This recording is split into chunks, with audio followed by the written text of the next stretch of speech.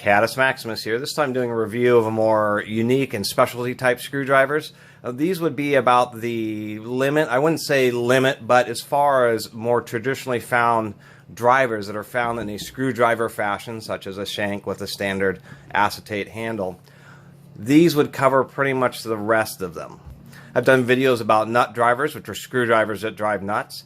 I've done videos about precision screwdrivers, etc. And so I wanted to include these, which are the Torex or star drivers, the clutch drivers, and the Robertson Square tip drivers. I went ahead and put these nut drivers up here in this review because I forgot to mention more specialty nut drivers in my actual nut driver reviews. So we'll just go ahead and quickly start out with those.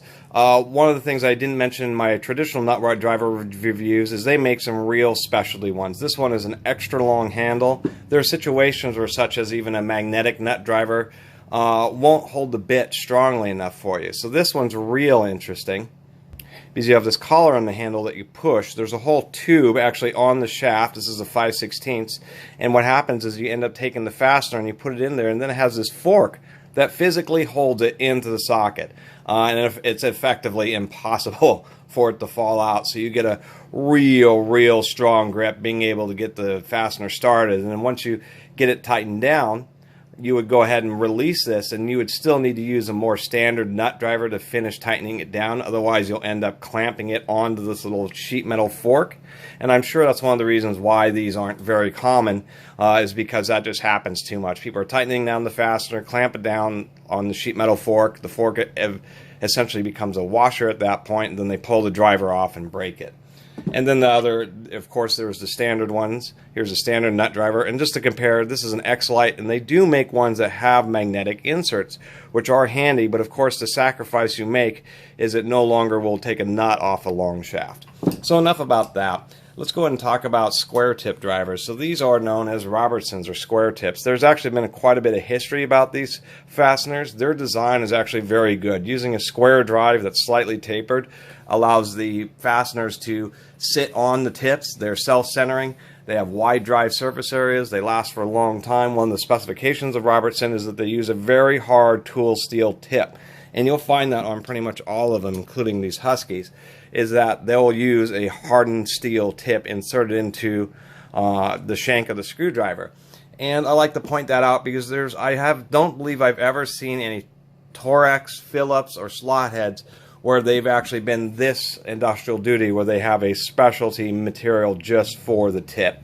There's a lot of history about Robertson. He licensed the technology early on, ended up having troubles with it, and then didn't want to license it and wanted to maintain more exclusive control. This was all many years ago, probably like 50 years ago.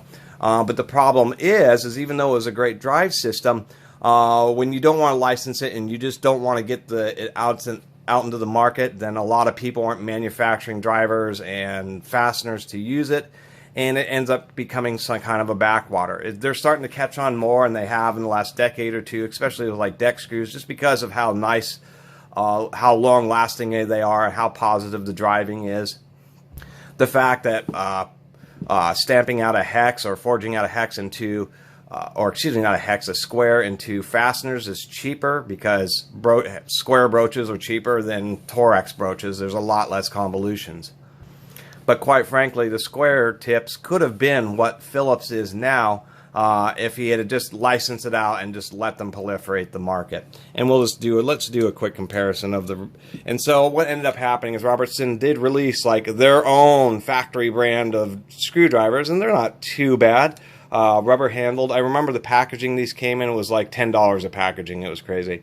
And if we compare them to the Huskies, they're both about the same quality. I do like that there's a slight taper on the Robertson.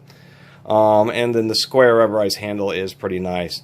These are some Husky USAs. And I don't mind the Huskies either. I do like a traditional acetate handle. Because they seem to just give you a more traditional feel. Sorry for the pauses there. The next type of driver, and quite frankly, I have rarely run into these fasteners, but I've mentioned in other reviews where I have clutch driver tips, is that I just keep on running into clutch drivers. So one day I'll end up fixing something that has clutch screws, and that's what they look like. They're like little bow tie or little butterfly shapes, and then they do make them in screwdriver styles. And we have a variety. There's an old Ace from Ace Hardware. Look how old that logo is. It's pretty surprising. We got a Roscoe, a Stanley, a Vaco, and then we have this Powercraft. And I did want to point out something, is this is a Powercraft unexcelled, which means that it is, and it's clutch screws. But I always thought that was kind of an oddball term. Why would you call it unexcelled? So this is a not excelled, not excellent clutch driver. Interesting. But they did stamp USA and alloy, and I rarely see that either, as well as the size, and I thought that was a nice touch. Let's go ahead and finish off with star drivers, and we'll, these are just real standard. They're just Torex drivers, just inside or as a screwdriver, and they're just real handy, especially if you're doing power tool service. A lot of my earlier videos are power tools, and I fix and repair power tools, and so I use star drivers quite often, and I really like when they're on a screwdriver because oftentimes they're in recessed positions or hard to reach areas. And inevitably they always wear out. For all the advantages that Torex has, this one's pretty good. It's just that the darn splines are so thin that there just isn't a lot of material there. So even though you get good grip after you use the bit quite a few times, it just ends up wearing away until it strips out, and you can restore them. Like this one, you could grind down a couple times to get more grip, but you're kind of stuck doing that, and it's always been a little bit of the annoyance of Torex. And I did want to point out that as you get more and more tools, you find out that not every manufacturer actually physically manufactures every tool that they have in their product line. There's all this cross-licensing and stuff, so one manufacturer can fill out their product line because they're basically all in the business of tools. And it's really kind of gets complicated figuring out exactly who made what for whom, and putting that in a real easy-to-access kind of form. But here we have some Huskies, as well as some Craftsmans. As you can see, they're basically made by the same manufacturer. The same handle design and everything. And I just wanted to point that out. Even the tips here basically all look like they're made by the same people. I did want to point out these two. These are kind of funny because these come with Subarus for the overhead luggage racks. And early on, the Subarus were actually including nice American-made Torex drivers. Now they don't anymore. They're not American-made, but I did want to point that out. Kind of an oddball fact.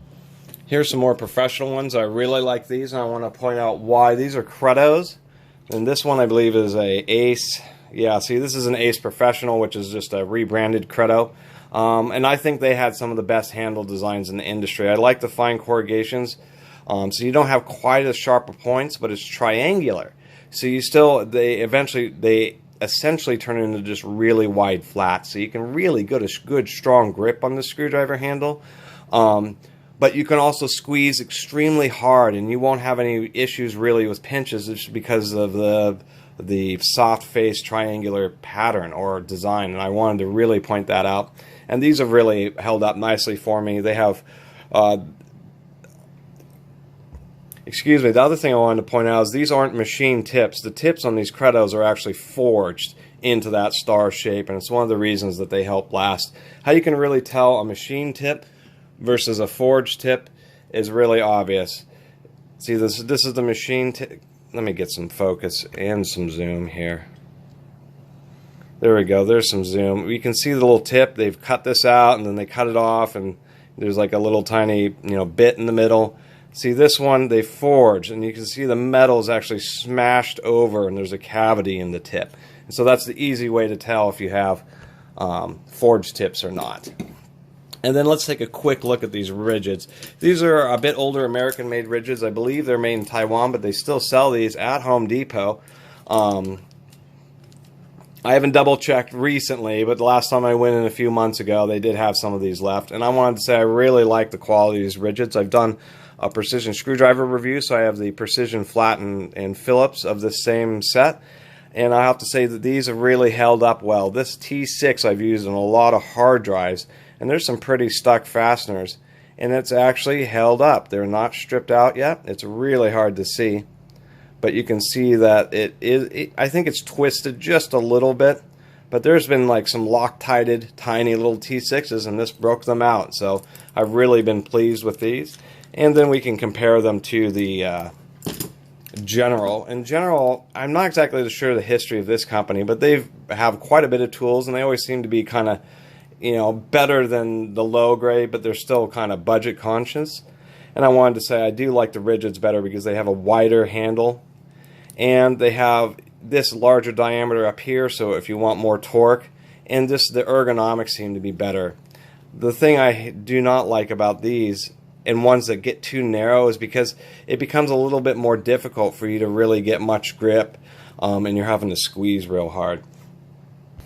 And I don't know how this turned into a 10-minute video about these few different types of screwdrivers, but such is the way things go. I did want to point out one of these more modern Huskies, and I was talking about the Credo's triangular shape, and I think what Husky's done here is kind of taken a note from their book.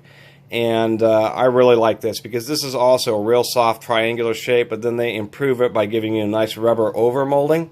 Furthermore, they actually give you like a little nice finger spots right there. And I thought as far as a design screwdriver, this is one of the ones that's had the most effort, a really complicated overmold just to get those little finger grips in there. But I really like them. I mean, that's pretty amazing. You get just such a great feel on this one. And to tell you the truth, I probably will end up buying a whole set of these, especially because they also include a nice hole in the handle so you can hang them from places, which seems to be a lost art or something totally forgotten, is that people, for some reason, they think people don't ever hang tools on anything anymore. And actually a lot of people don't have tool collections quite as ridiculous as mine or anywhere close, and they will. They'll have just a nice pegboard in the garage. It only needs to take up 6 or 8 feet, and they can have all their tools, and they have a nice little row of screwdrivers, and they're just always sitting up there ready to go, and I can always appreciate that about a pegboard. Anyway, I really appreciate everybody watching another Catus Maximus review. Please subscribe if you haven't. We'll see you again soon.